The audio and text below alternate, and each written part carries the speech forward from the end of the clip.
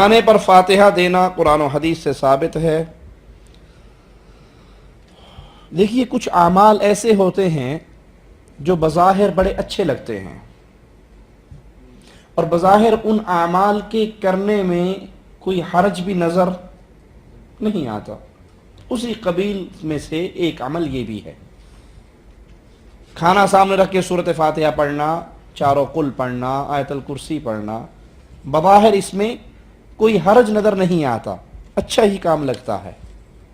گانے تو نہیں گا رہے نا، گالیاں تو نہیں دے رہے نا، کھانا رکھ کے سورۃ فاتحہ پڑھ رہے ہیں، چاروں قل پڑھ رہے ہیں، کھانا مزیدار ہے تو مولوی صاحب سورۃ یاسین پڑھ رہے ہیں، اور اگر بکرے کی رانیں بھونی ہوئی ہیں تو سورۃ ملک بھی ساتھ آ جائے گی، اور اگر صرف دال مسور ہے تو صرف 3 قلوں پہ گزارا چلے گا اور تبرک بانٹ دیا جائے گا۔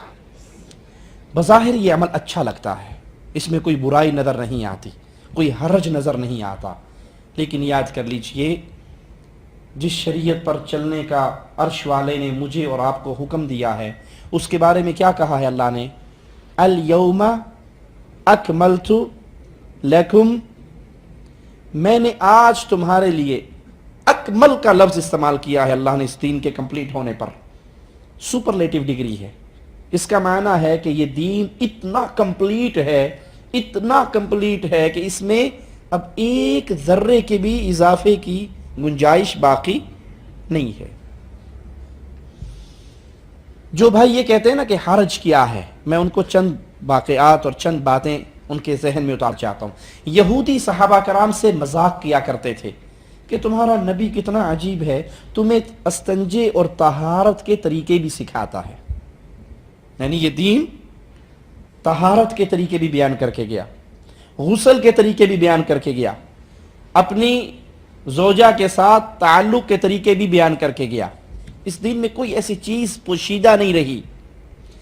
صحابی رسول صلی اللہ علیہ وسلم کہتے ہیں نبی اس حال میں فوت ہوئے، آسمان پہ اڑنے والے پرندوں تک کا علم ہمیں دے کر گئے، اور خود امام الانبیاء علیہ السلام کیا فرماتے ہیں؟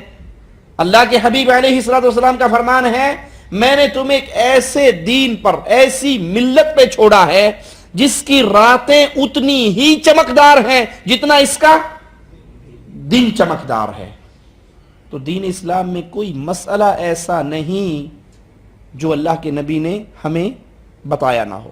امام الانبیاء علیہ السلام کا دوسرا فرمان ہے، جنت میں جانے کے جتنے اعمال تھے، جو عمل تمہیں جنت میں لے جا سکتا تھا وہ میں تمہیں بتا چکا ہوں، اور جہنم سے بچنے کے جتنے راستے تھے وہ میں تمہیں ڈرا چکا ہوں اس سے۔ اب کوئی عمل ایسا نہیں جو مجھے اور آپ کو جنت میں لے جائے اور وہ عمل اللہ کے حبیب نے بیان نہ کیا ہو۔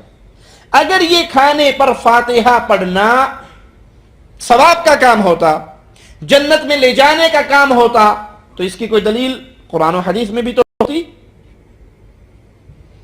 کھانے پہ فاتحہ پڑھنا، مرنے کے بعد تیجا کرنا، 7واں کرنا، 9واں کرنا، 10واں کرنا، قل کرنا، 40واں کرنا، چہلم کرنا، برسی کرنا، اس کی کوئی دلیل قرآن و حدیث میں ہوتی۔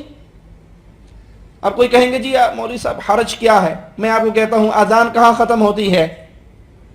لا الہ الا اللہ۔ اگر میں اس کے ساتھ محمد رسول اللہ بھی لگا دوں تو میں نے کوئی گناہ تو نہیں کیا، کوئی گالی تو نہیں دی، پاک نبی کا پاک نام ہی لیا ہے، اور یہ نام جڑا ہوا ہے کلمے میں، نبی کے نام کلمے میں جڑا ہوا ہے، لا الہ الا اللہ محمد رسول اللہ۔ لیکن جب میں یہاں اذان میں لگاؤں گا تو میرا یہ لگانا ثواب ہوگا یا گناہ؟ آپ بھی فتویٰ دے رہے ہو نا گناہ کا، اور کوئی کتنے گستاخ ہیں، نبی کا نام اذان میں لینے پہ کہتے ہیں گناہ ہو گیا۔ ارے بھائی یہ اگر ثواب کا کام ہوتا، مصطفیٰ چھپا کر نہ جاتے، بتا کر جاتے۔ ایک رکعت میں کتنے سجدے ہیں؟ تیسرے سجدے میں میں گانے تو نہیں گاؤں گا، دعائیں ہوں گی، اللہ کا ذکر ہوگا، لیکن یہ تیسرا سجدہ مجھے جنت میں لے جائے گا یا جہنم میں؟ جہنم میں۔ تیسرا سجدہ کہاں لے جائے گا؟ کیوں؟ اگر یہ دین ہوتا تو مصطفیٰ، حضرت علی نے ایک نمازی کو دیکھا عید والے دن عید گاہ میں عید کی نماز سے پہلے نفل پڑھ رہا، عید گاہ میں عید کی نماز سے پہلے نفل پڑھ رہا. کہا نمازی تیری یہ نفلوں کی نماز تجھے جہنم میں لے جائے گی. اس نے کہا نماز اللہ کے لیے پڑھ رہا ہوں, آپ جہنم کی وعیدیں سنا رہے ہو, کیوں؟ کہا کہ یہ جنت میں جانے کا ذریعہ ہوتی تو مصطفیٰ ہمیں بتا کر جاتے. تو پیارے بھائی, کھانے پہ فاتحہ مولوی کے پیٹ میں جانے کا ایک ذریعہ. کھانے پینے کی چیزوں کو سامنے رکھ کے نیاز پڑھنا, قرآن پڑھنا اور پھر لوگوں میں بانٹ دینا, کیا یہ جائز ہے؟ قطعا ناجائز ہے. اور اس کو ناجائز کہیں گے تو کئی لوگوں کو ہضم نہیں ہوگی ہماری بات. دیکھو جی کیا عجیب بات کر دی, قرآن پڑھ رہے ہیں کھانے پہ آگے رکھ کے, یہ ناجائز کیسے ہو سکتی ہے؟ یہ ناجائز اس لیے ہو سکتی ہے پیارے بھائی کہ کھانا آنے کے بعد پیارے حبیب محمد کریم صلی اللہ علیہ وسلم نے بسم اللہ پڑھ کے کھانا شروع کر دیا. اگر آپ نے کھانا سامنے رکھ کے سورۃ یاسین پڑھی ہوتی, سورۃ ملک پڑھی ہوتی, ختم دیا ہوتا, فاتحہ پڑھی ہوتی تو ہم بھی دے لیتے. اگر آپ نے یہ عمل نہیں کیا, اور اللہ کی قسم کسی صحیح حدیث میں نہیں کہ آپ نے کھانے کو سامنے رکھ کے چاروں کل پڑے ہوں, لوگوں نے بنا لی. آپ کو موٹی سی بات سمجھا دیتا ہوں,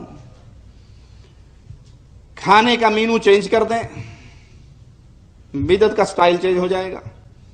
مولوی صاحب کو پتا ہو کہ اندر بکروں کی رانیں, ماشاءاللہ حلوے, ماشاءاللہ مرغیاں یہ روسٹ ہو رہی ہیں, یہ پھیرنی ہے, کسٹرڈ یہ تیار ہو رہے ہیں. مولوی صاحب سورۃ یاسین نہیں سورۃ بقرہ سے شروع کریں گے,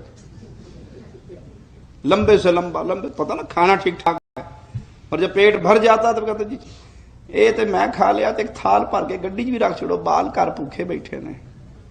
اور اسے پتا ہو کہ اندر آلو پالک بن رہا ہے یا دال مسور چڑی ہوئی ہے, وہ چاروں کل پڑھ کے چھیتی کرو جی, نپٹاؤ جی پھوک مرا لو, میں اگے بھی کتنے جا کے پڑھنا ہے, میں فارغ نہیں تھوڑے طرح.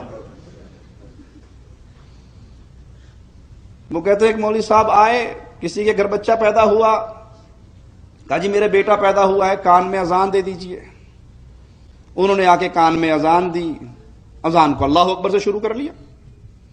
اذان دے کے فارغ ہوئے تو وہ بچے کا باپ کہنے لگا مولوی صاحب درود شریف نہیں پڑھے آپ, صلاۃ و سلام نہیں پڑھے آپ, کہ اللہ اکبر تو نماز شروع کر لی. کہتا بے وقوف, یہ سپیکر تے نہیں تیرے منڈے دا کان ہے, یہ کوئی سپیکر ہے مسجد کا؟ انہوں نے کہا مجھے آج سمجھ آ گئی ہمارا دین وہ ہے جو سپیکر ہو تو کچھ اور ہوتا ہے اور بچے کا کان ہو تو کچھ اور ہوتا ہے. یہ کھانے پینے کے ڈھونگ ہیں جو مولویوں نے بنا رکھے ہیں. ایک رکعت میں کتنے سجدے ہیں جی؟ 2. کوئی تیسرا سجدہ شروع کر دے, گناہ ہوگا یا ثواب؟